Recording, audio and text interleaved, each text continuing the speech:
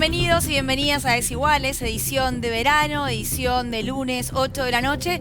Primer programa juntos del año 2022, Caruso. ¿Qué tal? Buenas noches. Qué lindo es estar de vuelta. ¿Descansaste? Sí, Muy bueno, bien. dentro de lo que efectivamente se puede en este contexto, pero es muy lindo estar de vuelta de verdad.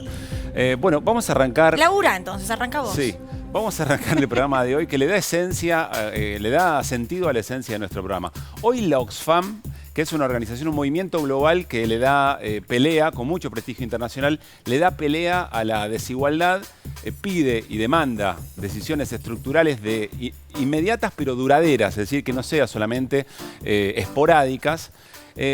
Dio una frase o elaboró un documento cuya frase es: las desigualdades matan.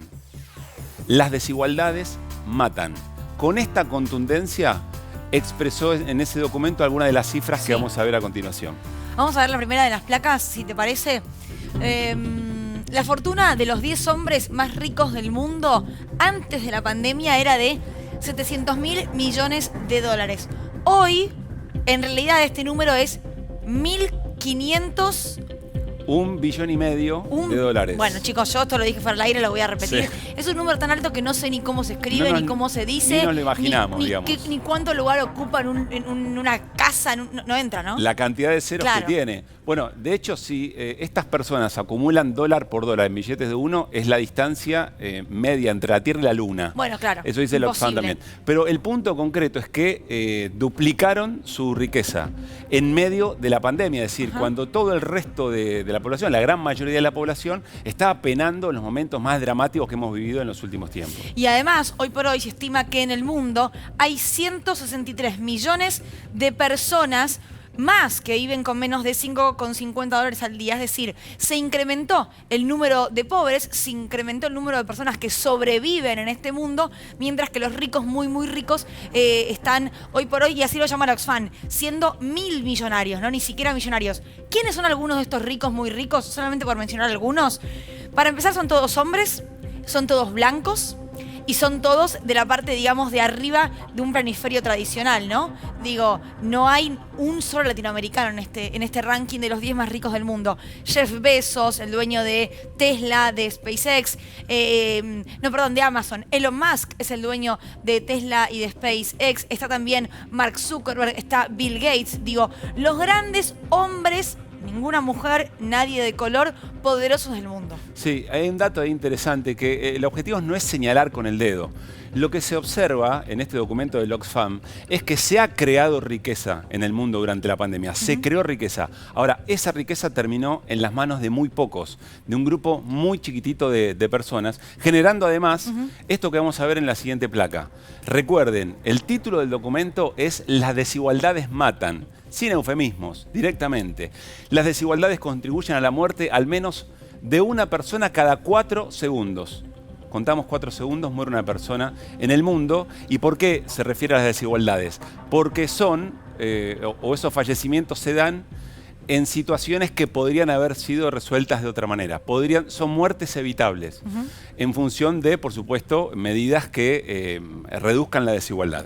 Pero miren qué otros datos tiene, insisto, la Oxfam. Esto salió publicado hoy. Y el título es "Las desigualdades matan". Sí, violencia de género, por ejemplo, es uno de esos datos que podría salvar una vida en estos 4 segundos de los que habla.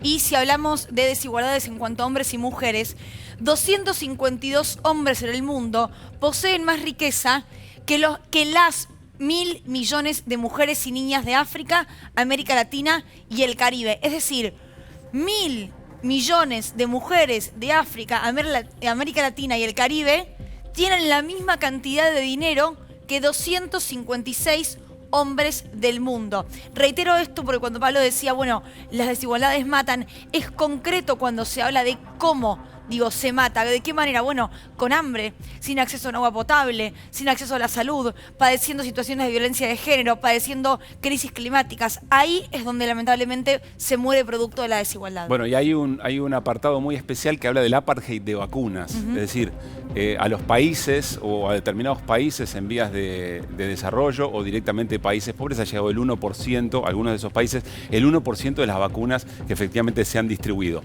Miren este otro dato. Yo quiero seguir seguir resaltando que esto no es algo que pusimos nosotros en el programa, ¿eh? Las desigualdades matan no es nuestra interpretación, es el título del documento del Oxfam presentado hoy. Desde 1995, el 1% más rico ha acaparado cerca de 20 veces más de riqueza global que la mitad más pobre de la humanidad. Se refleja efectivamente en este gráfico. Quiero dar un contexto. Hoy comenzó también el Foro de Davos, que es un foro que reúne a dirigentes políticos de los más importantes del mundo, los responsables de las economías más avanzadas y también a los dueños de las empresas más poderosas. Este informe le da cuerpo o se presenta también en ese contexto, porque ahí es donde se podrían acordar determinado tipo de decisiones que evidentemente si pensamos que de la pandemia íbamos a salir mejores en términos globales, bueno, eso no ha ocurrido y por eso este gran llamado de atención, que más que llamado de atención y en función del título es una denuncia, digamos, ¿no? Es un crimen. Esto que ocurre es un crimen. Sí. La Oxfam, bueno, propone un par de soluciones a al menos lo inmediato, ¿no? Bueno, impuestos permanentes a la riqueza. Lo que se debatió en la Argentina, así es, un aporte extraordinario por única vez de los más ricos y de hecho hoy muchos en la justicia demuestran que no lo quieren pagar. Que ese dinero que se recoge de ese impuesto vaya justamente a lo que tiene que ver con políticas de Estado para, bueno, prevenir este tipo de situaciones. Bueno, otra de las cosas que se quiso hacer con ese aporte extraordinario. Habla también, Pablo, de lo que tiene que ver con, bueno, la violencia de género, lo que tiene que ver con la desigualdad de la presencia de mujeres en lugares de toma de decisión y también habla de racismo, ¿no? Muchas veces quizás en Argentina ha dejado de lado, creyendo que nuestro país no existe, y habla de leyes antirracistas y de también personas hoy por hoy discriminadas en lugares de poder. No tomen lo que nosotros decimos del informe, estos son datos concretos que están efectivamente allí. Es muy accesible, pueden hacerlo en la página de internet de la Oxfam Internacional. Y allí hay un dato, cuando ya pasa a esto que decía Lucila en términos de cuáles son las soluciones posibles y no solamente la denuncia del diagnóstico, lo que también refleja, y esto está dicho textualmente, es que estas desigualdades van socavando la democracia. Es decir, la democracia está en riesgo. ¿Por qué? Porque las sociedades desiguales o los sectores de la población que más sufren estas desigualdades quedan solos frente a una batalla global, que es la batalla contra la desigualdad, si es que los estados-nación no encuentran la manera de tomar decisiones, de regular efectivamente cómo se redistribuye la riqueza en función de paliar estas desigualdades. Y eso me parece que es muy importante. Se habla también de inyectar riqueza en la economía real, que es otra de las cosas que nosotros hablamos permanentemente en la Argentina, y sobre todo que esa riqueza se redistribuya de tal manera en el fomento de políticas sociales de los estados-nación que contengan a estos sectores de la población. Sirve también este informe para darnos cuenta que no estamos solos, ¿no? Que no somos una isla en el medio del desierto, de la Argentina me refiero, sino que son situaciones muy complejas y que tienen consecuencias mundiales. Bueno, eso que decís es muy interesante porque son todos problemas globales. La alta inflación es un problema global, sí, claro. Los endeudamientos son problemas globales, todo lo que genera efectivamente la cadena de insumos y suministros, el nuevo brote de COVID, también es un problema global. Lo que no le quita responsabilidad a nuestros gobiernos de tomar decisiones, bueno, que de alguna manera planteen nuevas normativas, nuevas institucionalidades para poder resolver esto, que de todas maneras es evidentemente un problema global. Programa libre de humo, desiguales, y ahí nos vamos a la mesa con nuestros compañeros. Hoy volvió Luciana Bertoia también. Era hora Bertoia, la verdad. Hola, Lu. Y bueno, el señor Florentino ya venía acá remándola. ¿Cómo están? Me asombra, ¿vos viste la diferencia de color entre Caruso y yo? Yo también estuve de vacaciones. Sí. Pero no sé dónde las pasé yo o dónde las pasó Caruso. Tiene que ver con lo previo. Primero en Costa Bonaerense, para aclarar. ¿Vos también? Yo también. Está bien. Y siempre después de las 4 de la tarde por protección. Sí. Pero es con el color de piel que me antecede, digamos, casi genético. ¿Sabes que cuando veía el billón y medio de dólares, me imaginaba Prategay calculándolo en pizzas? Deben ser un montonazo. Sí, son un montón. Sí, incalculables. Incalculables. ¿De qué nos vamos a hablar, Nico, hoy? Vamos a hablar un poco de recursos, vamos a hablar también de miles de millones de dólares, pero también vamos a hablar un poquito de geopolítica, vamos a hablar de la agenda que tiene hoy el Poder Ejecutivo. Está en este momento Santiago Cafiero en Washington, pero se espera también la visita, la gira del presidente Alberto Fernández.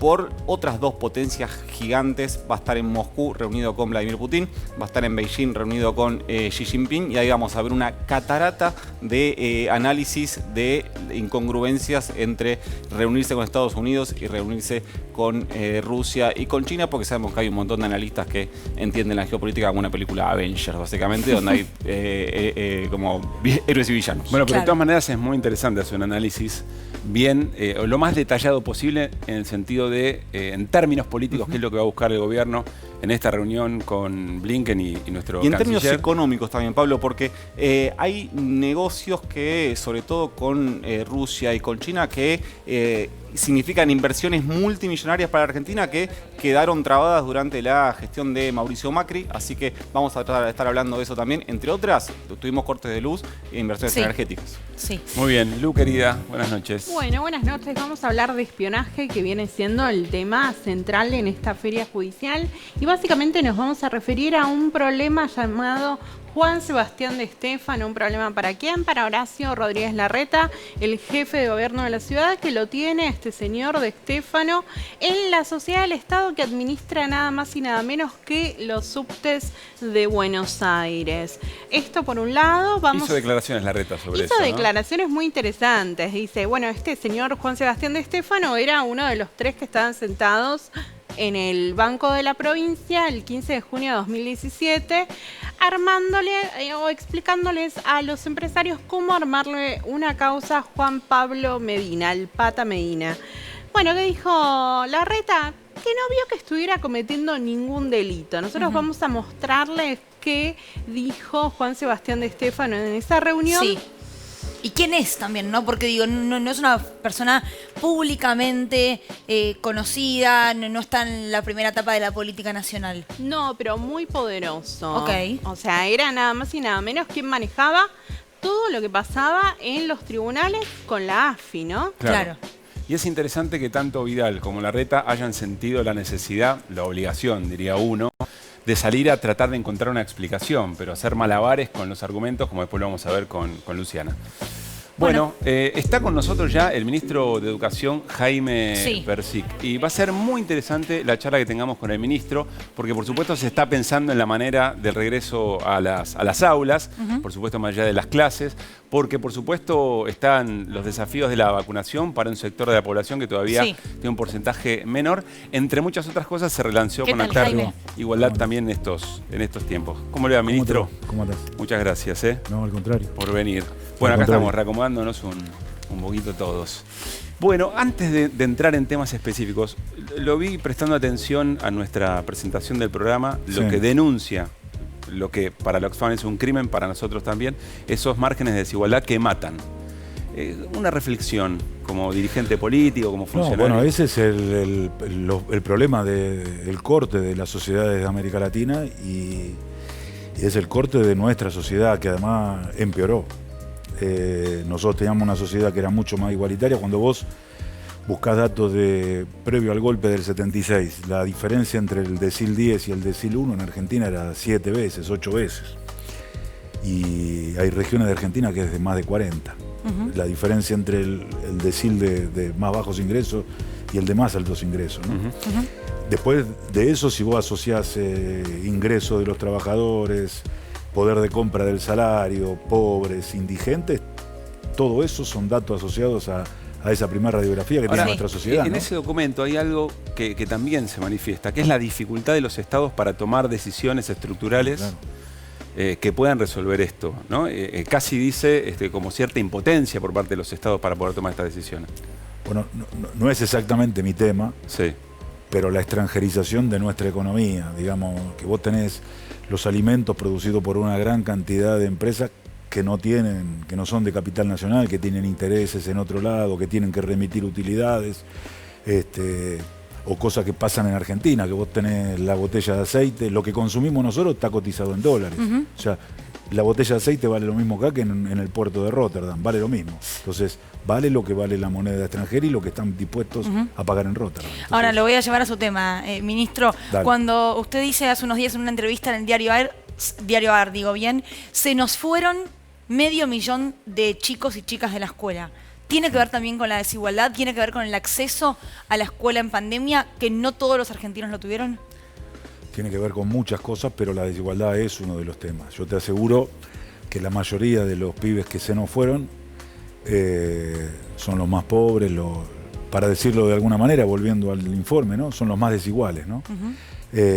No son todos esos, porque tenés chicos que se fueron del nivel inicial, que se fueron porque la mamá tenía miedo de llevarlos, el papá tenía miedo de llevarlos, y eso tiene una solución más accesible para la sociedad y para la escuela. Ahora, lo que te aseguro es que lo que se fueron son muchísimos adolescentes, muchísimos jóvenes, y los que más se fueron son los más humildes, los más pobres, en este sentido, ¿no?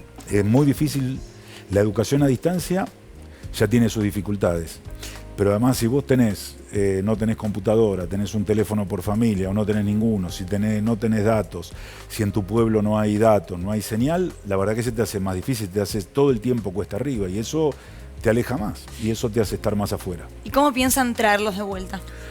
Bueno, hay un montón que han vuelto ya.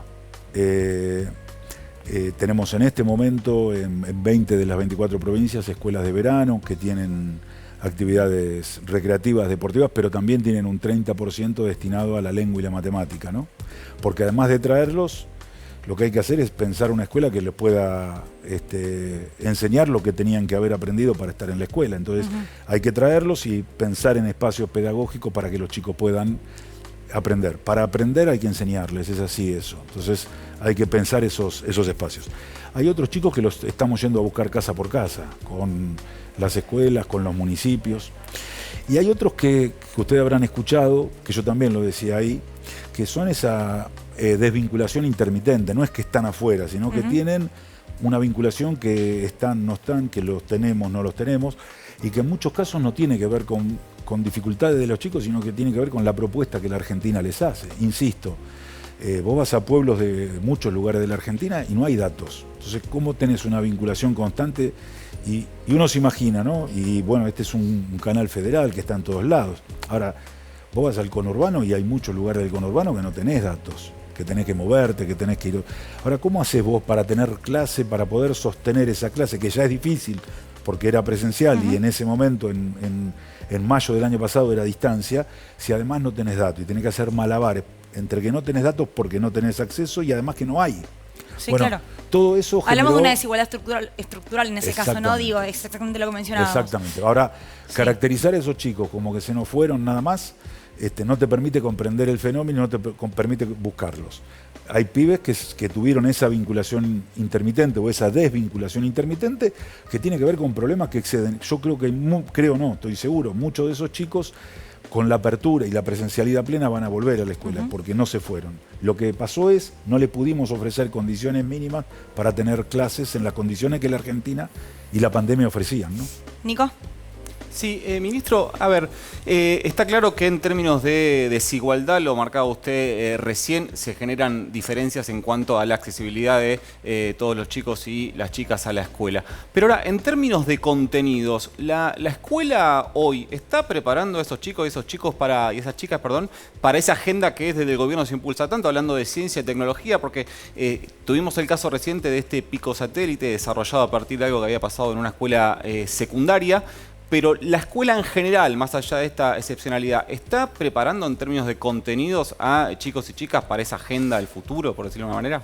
Bueno, antes de que me responda, ministro, voy a pedir, no sé si lo tenemos, el video de justamente el docente que ideó este pico satélite, ¿no? Digo, el docente que un día entró al aula y dijo, chicos, hagamos un satélite, y todos creyeron que estaban locos. Bueno, lo escuchamos, se llama Alejandro Cordero y además hoy es el CEO de InnovaSpace. Esto nos decía la semana pasada en Desiguales. Nosotros tenemos que tener políticas de Estado que trasciendan a los gobiernos y que realmente pensemos en qué escuela queremos, porque pensando en la educación, ¿no? Tenemos aulas del siglo XIX, profesores del siglo XX y alumnos del siglo XXI. Entonces, ¿qué estamos haciendo para cambiar todo eso viejo que está obsoleto, ¿no? ¿Coincide? Bueno, parcialmente uno podría coincidir. Ahora, ¿cómo se hace? No contesto la pregunta esa, contesto esta. ¿Cómo cualquier proceso de transformación de la escuela, la primera condición para mí es que estén todos adentro? O sea, hay otras perspectivas políticas que dicen, bueno, hagamos una buena escuela, no importa quién venga, total en algún momento vamos a lograr que todos vayan. Una especie de teoría del derrame educativa, ¿no? Un día hagamos algo bueno y un día vamos a lograr que los que están afuera o no aprenden, un día por derrame. Yo no creo en esos modelos. Yo creo que nosotros tenemos que hacer al mismo tiempo dos cosas. Es pensar la escuela para el siglo XXI y al mismo tiempo, en el mismo minuto, es que todos estén adentro de la escuela. No hay proceso de transformación democrático que pueda transformar en el sentido progresivo de las cosas si no es con todos adentro, porque necesitas que estén todos adentro. Bueno, ese fue el lema de la asignación universal por hijo Ese fue el lema momento, ¿no? Entre la asignación universal, porque ahí hay varios procesos que se dieron juntos, ¿no? Lo que contaba Alejandro, en el año 2005 hay una ley que es muy importante para la educación técnico-profesional. Nosotros veníamos de un periodo de destrucción de la escuela técnica, ¿no? Como queríamos, como en los 90 había un país que era de servicio fundamentalmente, no te servían los técnicos. De hecho, si ustedes buscan, era la época que los ingenieros manejaban taxis, no había necesidad. Bueno, un país que quiere ser industrialista, que quiere ser innovador, que quiere incluir a todos, que quiere integrar el territorio nacional, necesitaba técnicos e ingenieros. Bueno, en el año 2005 hay una ley muy importante,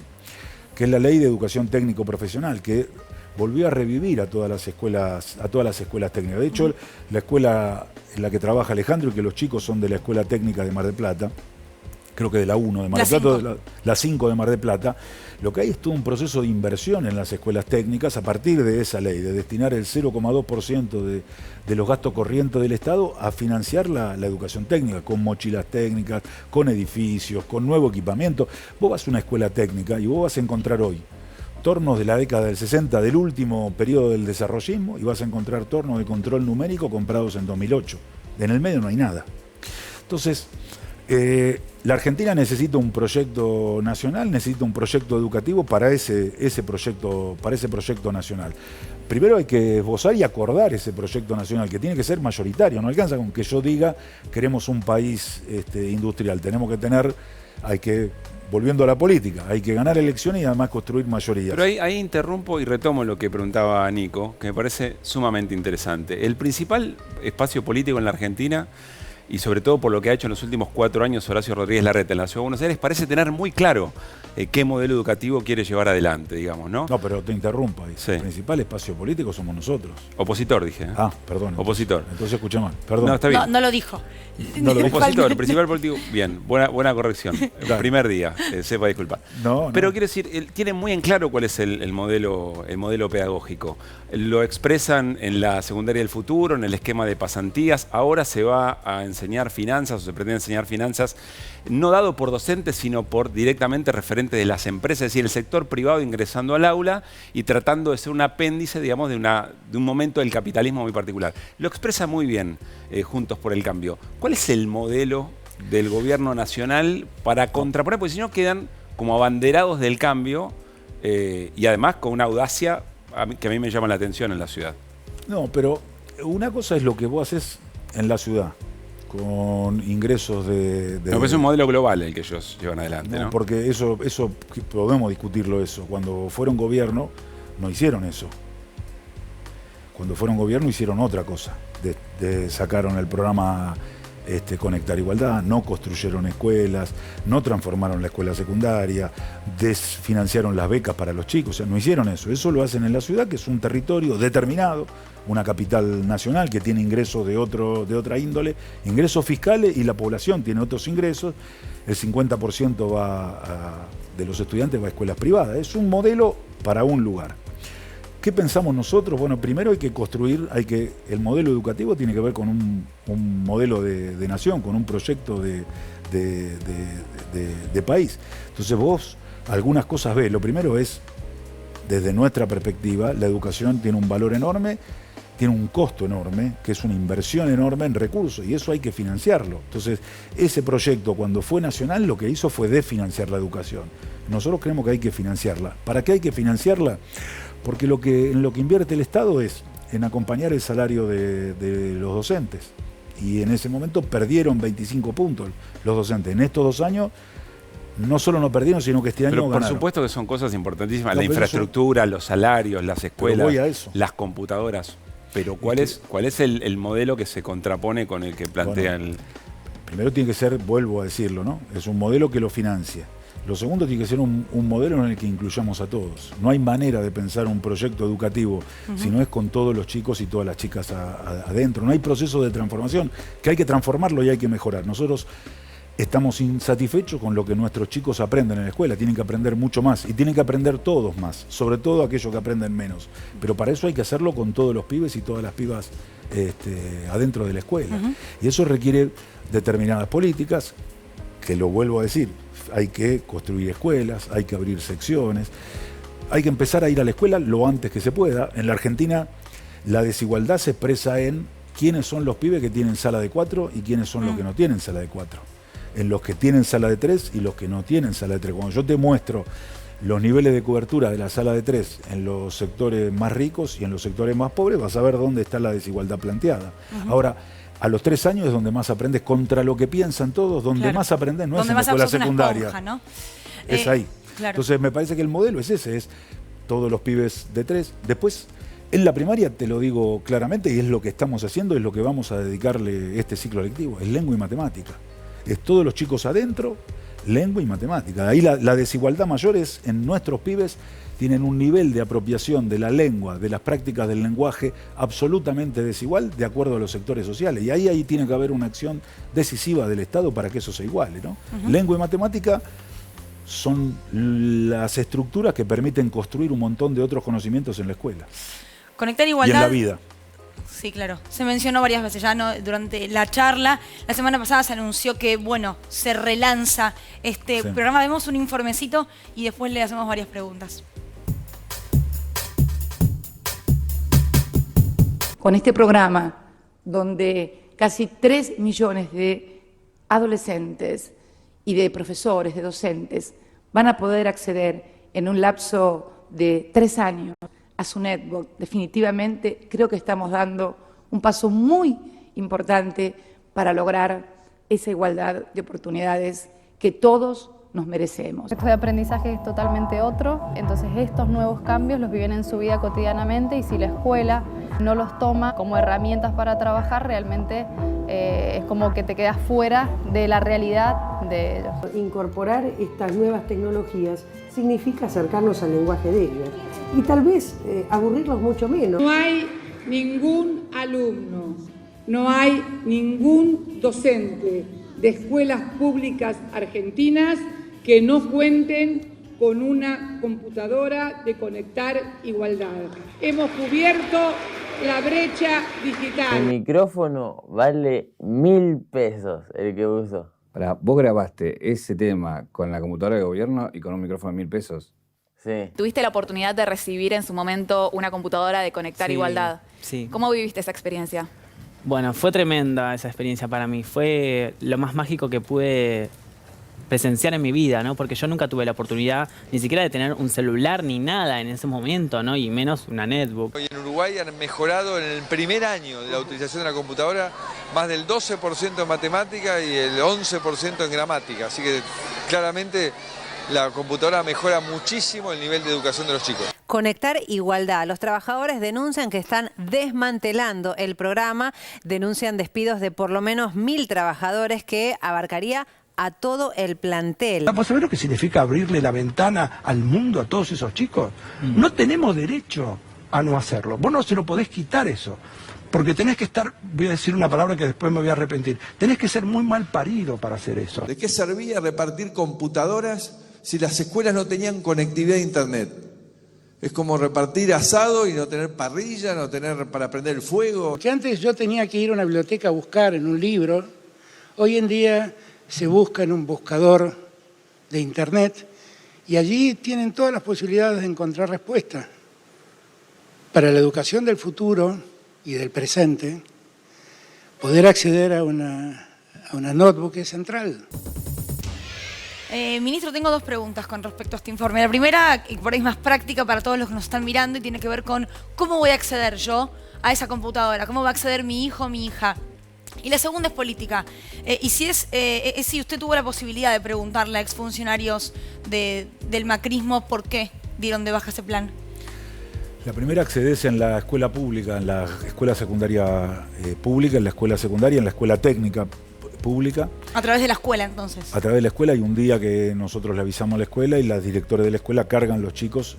Este primer trimestre van a recibir la computadora los chicos que el año pasado estaban en primer año de la escuela secundaria pública y el ciclo básico, o sea, los 3 primeros años de la escuela secundaria rural. Y por obvias razones hay una priorización porque son los que más dificultades de conexión tienen, ¿no? Los que van a la escuela rural. Y estamos comprando, licitamos, estamos ya abriendo, está publicado el pliego, 1 millón más de computadoras para los chicos, para que este año terminemos el ciclo básico de la escuela secundaria urbana y toda la escuela secundaria rural. Y se anotan en la escuela y le va a tocar a todas las escuelas públicas del país, como le tocó en aquel momento, ¿no? Por el solo hecho de ser una escuela tenés ese derecho. Lo segundo que hablé con ellos, hay 2 cosas. Uno es lo que pasó y otra es la intencionalidad política. El expresidente Macri lo dice, no servía repartir computadoras. Ellos dicen que había una priorización en primero conectar y después distribuir. Ahora, nosotros lo decíamos en 2010, 2011, el programa de distribución de computadoras en un país como el nuestro, este es el 8º país del mundo en superficie, Argentina. Y es el número 21 en población, 21 en población. Y tenemos un sistema educativo súper extendido, va desde Tierra del Fuego hasta el norte de Jujuy, desde Mendoza hasta Ensenada. En todos lados hay escuela secundaria, hay que conectarla, eso es un esfuerzo grande. Entonces, ese proceso de compra de computadoras tiene varios subprocesos que hay que realizarlos sincrónicamente. Comprar las computadoras, no hay un lugar que vos vas y te dicen, vos decís, che, dame 1 millón de computadoras y te las dan. Hay turnos, es una dificultad enorme, una parte no se fabrica acá, hay que traerlas. El segundo es conectar a las escuelas, llevar internet a todos lados. El tercero es, no alcanza con llevar internet, hay que cablear toda la escuela, lo que se llama piso tecnológico. Y el cuarto proceso que va paralelo a estos 3 que te dije, es capacitarnos los adultos, que tenemos más dificultades que los pibes. Ahora, si uno dice, bueno, lo hago todo en un orden, cuando terminé de capacitar a los profesores cambió la tecnología, tengo que empezar de nuevo, los chicos no tuvieron computadora, tardo 4 años, se le fue la mitad de la secundaria. O cambia el gobierno. O cambia el gobierno, no hay más. Te voltean una política. Cuando llego bueno, entonces hay 4 procesos que se dan al mismo tiempo y que a veces se dan. En una escuela llega todo en el tiempo que tiene que llegar y hay escuela que llega desordenadamente. Y es el proceso de una política pública de esta escala y hay que hacerla. Entonces yo ese argumento de, bueno, había que conectar para después repartir computadoras, no lo comparto. Acá lo que hay que hacer es, estos 4 procesos tienen que ir de la mano. El programa Conectar Igualdad que el presidente puso en marcha la semana pasada tiene además un componente para conectividad, conectar escuelas. Y vamos a llegar a fin de este año a que el 90% de nuestros pibes tenga internet en su escuela. Para eso vamos a conectar 2.500 escuelas antes de que termine marzo, 2.500 escuelas en abril, 2.500 escuelas en junio, llegar a 12.500 escuelas este año para que el 90% de los chicos argentinos tenga este año, antes de fin de año, internet en su escuela. Ministro, tenemos que cerrar, pero no queremos dejar de preguntarle cómo están pensando en este momento de la pandemia el regreso al aula.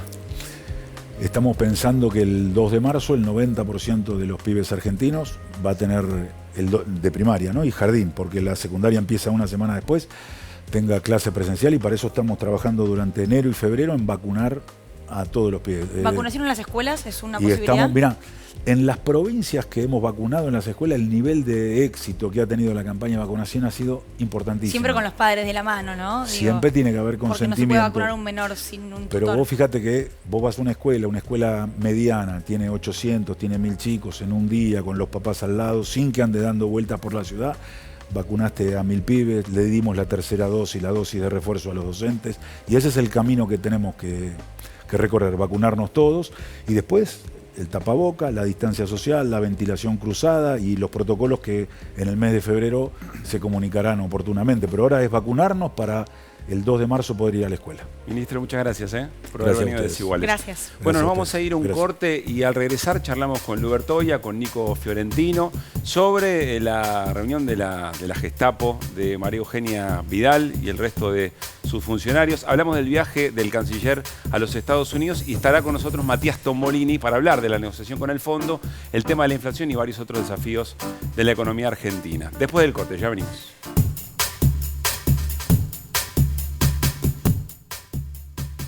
Seguimos en Desiguales. Decíamos, Nicolás Fiorentino con un mapa de los 3 países más poderosos del mundo, podríamos decir. O podemos decir. Por ahí algún cuarto que le pelea.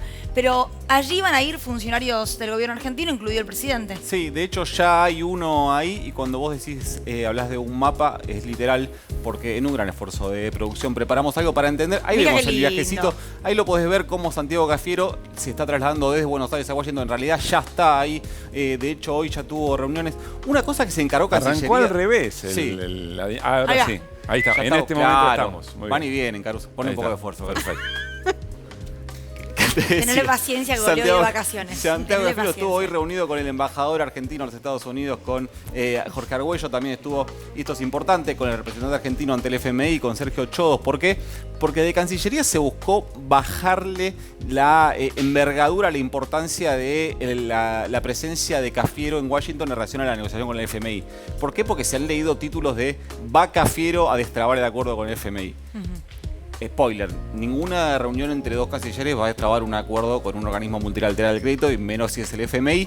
Sí, es cierto que va con parte de la agenda, por eso se va a reunir con Anthony Blinken, que es el secretario de Estado de Estados Unidos, alguien muy cercano a Joe Biden. Pero digo, más allá de la agenda del FMI, que parece que es la central, hay otros puntos. ¿Puedo hacer un puntito ahí? Sí, puedes hacerlo. Porque el gobierno tiene total convencimiento, y me parece que tiene todos los argumentos para hacerlo, de que si el préstamo del Fondo Monetario al gobierno de Mauricio Macri fue decidido políticamente por Estados Unidos, también la solución tiene que ser política.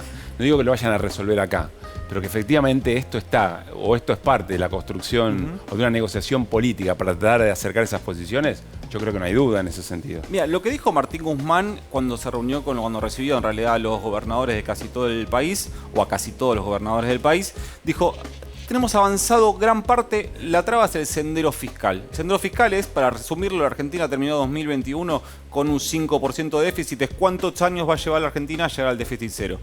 Martín Guzmán quiere que sea en 2027. El FMI, por el tipo de plan que adhirió la Argentina, dice que tiene que ser en 2 o 3 años, o esa es la propuesta que suele hacer generalmente.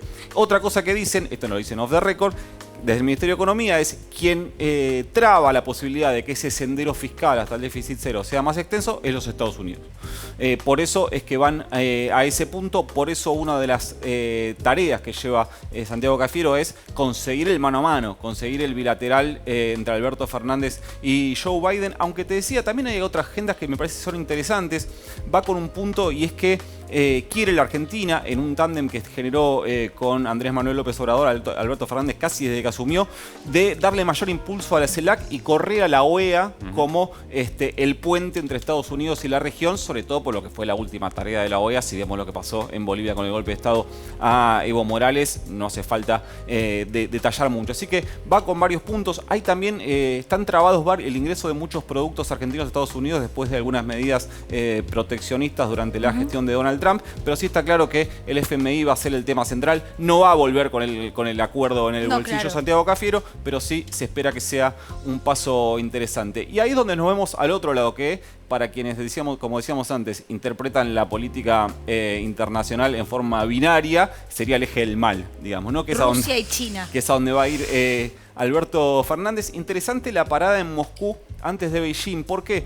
Porque Vladimir Putin también va a estar en Beijing participando de la inauguración de los Juegos Olímpicos, y de hecho la posibilidad era que se reúnan directamente ahí. De hecho, Putin también va a tener su bilateral con Xi Jinping, y esto me decían hoy desde la embajada rusa. De alguna manera también van agloriándose del resultado, que la propia Federación Rusa, el propio Putin dijo: no, que venga, queremos recibirlo en Moscú. Y eso es algo que le da mucha relevancia el gobierno, porque Putin no recibe muchas personas en mano a mano. De hecho, las últimas personas que recibió, para tener una idea de la envergadura, bueno, uno es Joe Biden, con quien se reunió mano a mano, y el otro es el presidente de la India, que en ese caso directamente viajó Putin a Nueva Delhi. Pero el tema de Sputnik V puede tener algún tipo de injerencia. Digo, la apuesta que hizo la Argentina por esa vacuna, la producción nacional también de este componente. Ahí hay un punto clave, que es la Argentina firmó en el último tramo del segundo mandato de Alberto Fernández una asociación estratégica integral entre la Argentina y Rusia, que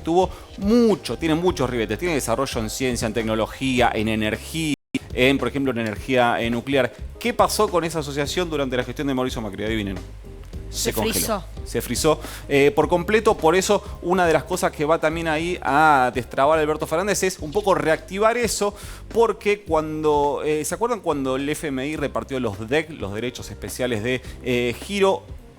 Vladimir Putin tuvo la intención de ceder los derechos especiales de giro que le correspondían a Rusia, porque lo necesitaba para países en desarrollo. Uno de esos destinos era Argentina. Bueno, por la propia constitución rusa no pudo, por eso una de las cosas que va a hablar es, y esto es interesante porque la Argentina necesita recursos, es la posibilidad de que Rusia haga algún otro tipo de aporte hacia la Argentina, que no sea eso, pero sí que envíe recursos. Y nos queda China, que eso va a ser el 4 de febrero, es decir, el 3 de febrero va a estar Alberto Fernández en Moscú, el 4 de febrero va a estar en China, y ahí con Xi Jinping hay una agenda. Lógicamente, decir FMI que va a hablar con Rusia y China es obvio, ¿no? Por eso no lo estoy mencionando, pero sí con China hay una cosa bastante interesante, que es las dos represas, la Néstor Kirchner y la Jorge Zepernik, que eso también estaba en desarrollo, y adivinen qué pasó durante la gestión de Mauricio Macri. Exactamente, adivinaron. China envió Silencio estampa. Envió 1.500 millones de los 4.500 que tenía que enviar para desarrollar esas dos represas que iban a aportar un montón de energía argentina, 1.300 megawatts. La idea era que tener 5 años para apagarlos. En esos 5 años las represas se tenían que construir. ¿Qué pasó? Las represas no se hicieron y China ahora quiere cobrar.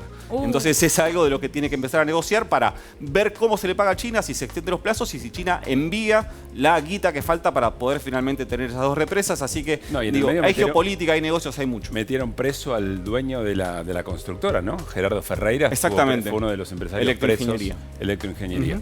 Bueno, gracias, Nico. Vamos a seguir hablando de China en los próximos programas, porque realmente en términos geopolíticos lo que va a pasar es sumamente interesante. Bueno, Lu, nos metemos con la reunión de la Gestapo en la provincia de Buenos Aires, o en realidad sede de la ciudad del Banco Provincia. ¿Quién es Di Stéfano? Es la pregunta, Lu. Bueno, Juan Sebastián Di Stéfano era el jefe de asuntos jurídicos de la Agencia Federal de Inteligencia, una de las áreas más importantes de la EXIDE. ¿A quién responde? Bueno, a Daniel El Tano Angelici, ¿no? Y un poco eso, explicaba su rol en la AFI, explica su rol hoy por hoy en ESBASE, la Sociedad del Estado, que, bueno, regentea el subte, ¿no? Es una pregunta ahí, porque, viste cómo se dice, responde Daniel Angelici. Lo que nunca terminamos de explicar es por qué Daniel Angelici tiene tanto poder. Bueno, Daniel Angelici era uno de los que se sentaba a la mesa judicial, ¿no? Tenía reuniones con... Esto es muy interesante, pero si uno mira, por ejemplo, la agenda de Darío Nieto, ¿no? Sí. Que estuvo en... El exsecretario privado de Macri. El exsecretario privado de Macri, que era prueba en la causa, es prueba en la causa de espionaje que tramitó en Lomas de Zamora.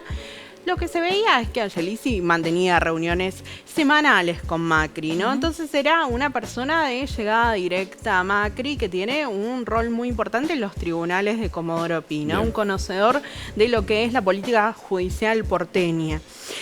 Y que viene del radicalismo también, ¿no? Bueno, lo mismo Juan Sebastián Di Stéfano. Di Stéfano, por ejemplo, cuando el macrismo se acercó a el sector que gobernaba el Colegio Público de Abogados de la Capital Federal, bueno, él fue la persona elegida para este acercamiento. Esto fue en 2014, 2015. Después terminaron muy mal.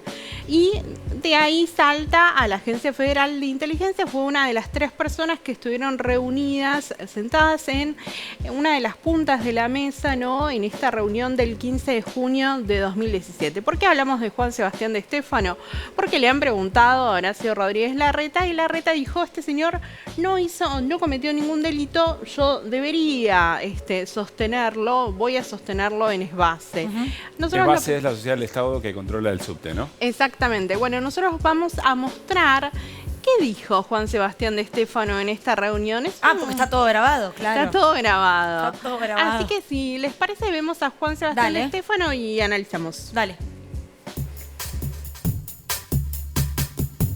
Para mí hay que, en todo caso, complicarle el accionar a él, que es hacer un conjunto de acciones que lo puedan volver loco, que no pueda controlar a la gente que tiene. Entonces cada uno va a tener acciones diferentes. Una acción donde se pueda mostrar físicamente o con alguna cosa sorpresiva lo que están haciendo y que se pueda constituir una cosa distinta a la que se está manejando, y poder reformular desde el Ministerio condiciones distintas para que todos se sientan parte del mismo proceso.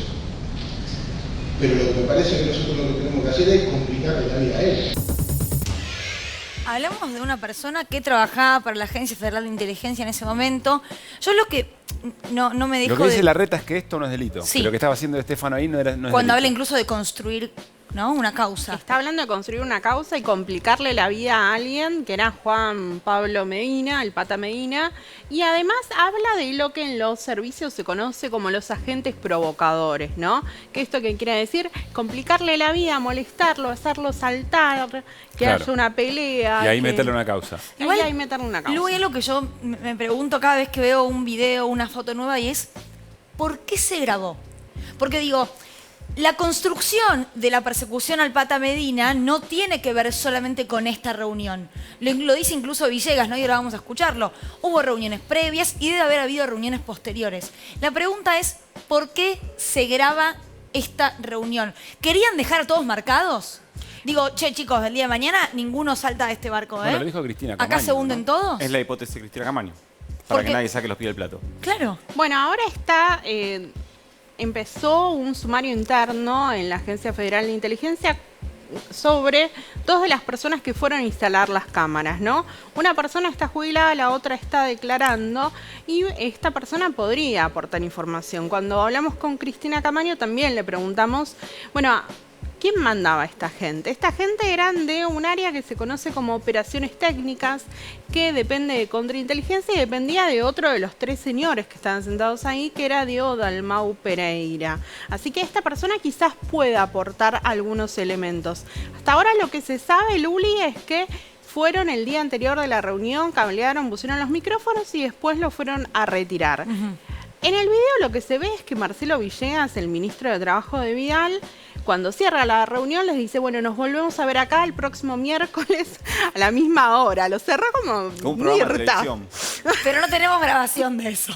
Tenemos grabación de eso. ¿De esa reunión también? ¿De la semana siguiente? No, la de semana cuando siguiente. Villegas dice efectivamente eso. Ah, ok. Sí, sí, sí. Nos volvemos a encontrar a la misma hora por el mismo Vaticanal, Bueno, ¿no? Una cosa por el estilo. Hasta ahora no se sabe si está ese video, si eso lo grabaron. Por el momento no está. Esta es información que está esperando el juez de la causa, Ernesto Sí. Kreplak, que quiere saber, bueno, qué pasa con esto en sumario, quiénes eran estas personas que fueron a alambrar el Banco Provincia. Y aparte Kreplak está haciendo algo que es muy interesante, que tiene que ver con, bueno, ver hasta dónde escala esta red de espionaje y ver si puede llegar a Mauricio Macri, Responsabilidades claramente. políticas. Exacto. Bueno, hoy lo charlábamos con Juan Agosto, uno de nuestros productores, y él charlamos sobre la nota de Carlos Pañi del día de hoy en el diario La Nación, y él dice imposible que los funcionarios de AFI se manden solos, sin alguien que le banque la espalda, a hacer una cosa como esa. Y él decía, pero por suerte es así, porque imagínense si la AFI suelta, puede hacer este tipo de cosas sin control político. Pero en definitiva, el gran objetivo del juez, y me parece que el gran interés que hay es descubrir cuál es la señal política o la indicación política de quién es la responsabilidad, ¿no? Sí, cómo podés escalar, ¿no? Que Claro. esto es, bueno, el problema que han tenido las causas de espionaje. Hasta ahora lo que sabemos es que hubo un señor que sí fue a la Casa Rosada un mes antes de la reunión, que fue Marcelo Villegas. Y Marcelo Villegas en las últimas horas hizo una presentación muy interesante en el juzgado de Kreplak. Entre otras cosas, se presenta como una víctima, y lo estamos Bárbaro. viendo. Fui una víctima de una maniobra, involucró al personal de la Agencia Federal de Inteligencia. Bueno, la grabación quizás sí. La grabación quizás sí, pero bueno, él Claro, se el veía muy contenido. cómodo Claro. con la gente de la AFI. Y después dice otra cosa que también me resultó bastante llamativa, es que dice, yo fui a una reunión convocado. Ahí él no se pone como la persona que convocó la Bueno, reunión. perdón, hay una parte del video en que claramente los que convocaron son los de la AFI, porque cuando arrancan dice, bueno, acá estamos Darío, Juan, Son los que Darío, introducen. Diego y Darío, Sebastián. Diego y Sebastián, ahí está. Darío, Diego y Sebastián, ya nos conocen. Ahora, por favor, nombre, apellido, colegio y barrio. Y arranca cada uno, hasta los ministros, a decir quiénes son. Es Una reunión increíble. de autoayuda, parecía, Sí. ¿viste? Sí. Hola, soy Marcelo Villegas, ministro de Trabajo de la provincia de Buenos Y Aires. estoy acá porque... Bueno, La fue un última poco vez. así. Fue un poco así la reunión porque Fue re así. Así Sí. que bueno, y después novedades así cortitas Sí. en la bicameral de inteligencia. Mañana van a ir a hacer una inspección ocular a la sede del Banco Provincia, ahí en Bartolomé Mitre. La idea es, bueno, entender dónde se instalaron las cámaras y ver si pueden hablar con el personal que haya estado ahí. Y por otro lado, hay una pelea con Julio Conte, gran procurador de la provincia, que tenía que estar mañana, Bien. pero que no hay. irá. Bueno, muy bien, gracias, Gracias, Lu. Nos vamos a encontrar en el living con Matías Tombolini, economista y además director del Banco Nación, para charlar sobre los temas planteados de Fondo Monetario, negociación y, por supuesto, bueno, algunos de los problemas económicos más acuciantes en este momento en la Argentina. Matías, ¿qué tal? Hola, ¿Qué tal? ¿Cómo Matías. están? Reinciden desiguales, Matías Tombolini. Sí, sí. La última vez la habíamos puesto en una banqueta, ahora estamos más cómodos. estamos en más cómodos. Bueno, gracias por venir. No, gracias por invitarme. Bueno, ¿en qué momento está la negociación del gobierno argentino por el tema deuda con el Fondo Monetario? ¿Y qué rol te parece que juega el gobierno de los Estados Unidos?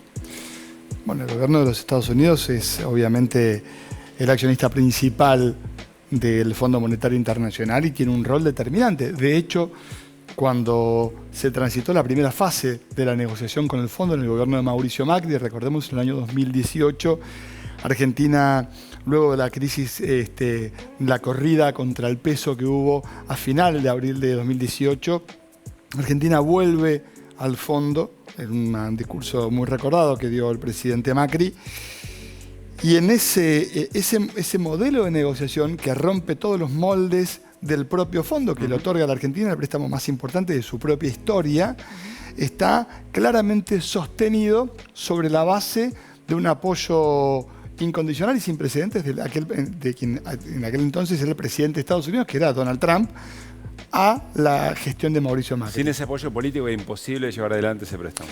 Por supuesto, de ninguna manera daban las cuentas para que a la Argentina le prestaran una suma que era 57.000 millones de dólares, de los cuales Argentina tomó 44.000 millones y cuando Alberto gana en octubre del 2019 dice hasta acá, no le den más plata al ludópata porque se la está jugando toda, que es lo que estaba haciendo Macri. Ahora, Matías, en las últimas horas, el ministro del Interior, Guado de Pedro, pero ya se había dicho en otras ocasiones, remarcó que hay parte de la oposición que juega en contra de un acuerdo, ¿no? Digo, de hecho, se sabe que hay un diputado que llamó incluso a gente del fondo para decir, no cierren, no lo hagan. ¿Qué opinión tenés sobre eso?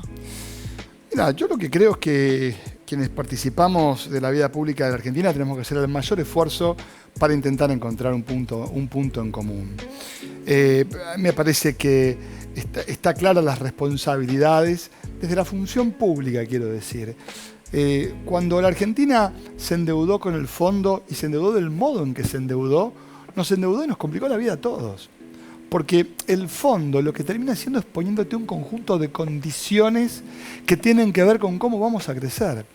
La manera de discutir lo que viene para los próximos años tiene que ver con si la luz te va a aumentar por 20, como te aumentó con Macri. Con si los jubilados van a poder seguir teniendo los remedios gratis. Eso es el ajuste. No tiene otra consecuencia que no sea que el colectivo y el tren te aumenten mucho más que lo que te aumenta el sueldo. Eso está discutiendo hoy la Argentina en la renegociación con el fondo. Y el modelo que te propone la oposición no es otra cosa que repetir su experiencia, pero más rápido, que es un poco lo que dice sistemáticamente una y otra vez el expresidente Macri. ¿Y en qué momento está la negociación, a tu criterio? Yo lo que creo es que, así como cuando fue la negociación con los fondos privados, recordemos, Argentina en el año 2020, en medio de la pandemia, en un momento muy complicado, renegoció y nos ahorramos como sociedad 37.700 millones de dólares. Hoy estamos discutiendo justamente cómo hacemos para que los vencimientos que vienen no involucren a Argentina en un ajuste que, para ser claros, Macri en el año 2019 hizo un ajuste de 12.000 millones de dólares en un año. Nosotros decimos que el ajuste en Argentina tiene que ser de unos 2.500, 3.000 millones de dólares por año para llegar a una convergencia fiscal sobre la base de que necesitamos que la economía argentina crezca para que cierren los números, que fue lo que pasó en el 2021 que acabamos de terminar, con números que tienen pocos registros históricos y que, claro, Argentina no está en un buen lugar desde el punto de vista económico, pero recuperó todo el terreno perdido en la pandemia en un solo año, cuando los mismos que dicen hoy que habría que negociar distintos son los que decían que Argentina se iba a recuperar en el 2025. Para vos, el gobierno lo ha dicho el ministro Guzmán, lo ha dicho el presidente también. ¿Un mal acuerdo es peor que un no acuerdo todavía? Sin ninguna duda. Porque cuando Argentina acordó en el 2018, lo primero que pasó, ¿sabes qué fue? El fondo puso una oficina del fondo en el piso de arriba del presidente del Banco Central. Quien firmó el acuerdo, el primer acuerdo, Federico Sturzenegger, después de firmar, ¿sabes cuánto tiempo siguió siendo presidente del Banco Central? ¿Cuánto? 48 horas. Después vino Caputo. ¿Se acuerdan? El de los bonos a 100 años. Pero ¿cómo contesta eso que un mal acuerdo es peor que un no acuerdo? Pero por supuesto, porque acordar, cuando vos tenés una deuda que involucra los intereses de mis hijos y de los hijos de todos nosotros. Sí, la vida cotidiana. La vida tiene que ver con lo que se pone en juego. Y allí, por supuesto que van a haber presiones, te van a decir qué pasa que no acuerdan, no llegan, no van a llegar. Mientras tanto, la Argentina, en el año 2021, tuvo el tercer récord histórico de exportaciones. No solo creció 10%, creció el consumo. ¿Cómo hace? Para que se entienda. ¿Por qué creció el consumo en la Argentina si los salarios fueron igual que los precios? ¿Qué pasó? Hubo una política de salario indirecto. La inflación fue 50,9, pero los precios regulados abajo de 38. Esto quiere decir que tu sueldo aumentó más que la luz, más que el colectivo, más que el tren. Y que los jubilados que no pagaron los remedios pudieron tener un extra para sostener un aumento de consumo. Falta muchísimo. Nos falta recuperar 20% de lo que se perdió con Macri. Ahora, claramente, eso tiene que ver con destinar los impuestos que cobramos a un sector de la sociedad que es el que perdió, que con Macri perdió un montón. Y esa discusión está en el fondo de la discusión que plantea la Argentina, que por eso está diciendo, miren, nosotros queremos pagar con un plan, pero con un plan que se escribe en la Argentina, no con un plan que se escribe en Washington. Pero si no hay plan, ¿qué pasa? Si no se acuerda con el fondo, ¿qué pasa? Mirá, el acuerdo con el fondo va a llegar en las condiciones que le convengan a la Argentina. Y si tiene que demorar un poco más, tendrá que demorar un poco más. Acá me parece que el tema es entender... Bueno, hay un pago en marzo complicado, ¿no? Suponete que dejás de pagar la tarjeta, como le pasó a Macri, que se fue de shopping con la tarjeta y nos dejó a todos en el veraz del mundo. Ahí está hoy la Argentina. Ok. Entonces venimos del Banco Nación, venimos, bueno, Pablo, hay que pagar. Muy bien, perfecto. Yo laburo acá en República, debo esta plata. Perfecto. Bueno, mira, dame todo. Dame la mitad de tu sueldo. Si mira, tengo que pagar el alquiler, tengo que pagar... No, dame la mitad. Dame la mitad, ajustá, y aparece gente y dice que Pablo ajuste, que no coma, que coma menos. Y vos decís, mira, ¿sabes lo que pasa? Yo laburo en la tele, si me deterioro demasiado voy a pagar un rato y después no te pago más. Bueno, Argentina está discutiendo eso. Está discutiendo cómo sale del veraz en el que lo metió Macri. La pregunta es si del otro lado del mostrador acceden a ese argumento, que es absolutamente lógico y justo, por otra parte. Bueno, es cuestión de discutirlo. Digamos, por supuesto que en el capitalismo la regla de oro es que la regla la pone el dueño del oro. Y por supuesto que vas a encontrar tensiones. Ahora, no es que Argentina está proponiendo un plan de convergencia, un sendero de convergencia fiscal, o sea, para que lo que gastamos sea igual que lo que juntamos, para que el déficit se achique en 30 años y sin ningún esfuerzo. Argentina está diciendo, mirá, venimos de una situación complicada, tenemos 40 puntos de pobreza, 10 puntos de indigencia, estamos saliendo. No te estamos diciendo que queremos ajustar en 20 años, queremos ajustar en 5, como cerraste con Camerún hace 5 minutos. No te estamos pidiendo a vos, fondo, que hagas algo muy distinto de lo que haces con el resto. Cuando sí hiciste algo muy distinto en el 2018 y el 2019. Yo creo que por ahí pasa una de las cuestiones. Y ahí, por supuesto, me parece que la oposición tiene que intentar sumar en el sentido correcto. Porque la señal que nosotros le damos a quien nos paga el sueldo, que es la sociedad, tiene que ser de que nos tenemos que poner de acuerdo entre nosotros, adentro de la Argentina, entre quienes participan de la vida pública. Gracias, Matías, por haber venido. Muchísimas gracias. Gracias. Bueno, estamos cerrando capítulo lunes de Desiguales y nos vamos al Festival País, la previa. Ya queda hoy desde la Fiesta Nacional del Chamamé. Me encanta. Siempre está puesta la televisión pública con festivales en casa. Lo dejo prendido, así vuelvo y ya no me pierdo absolutamente nada. Nos vemos mañana. Dale, 8 de la noche, horario verano. Adiós. Que pasen bien.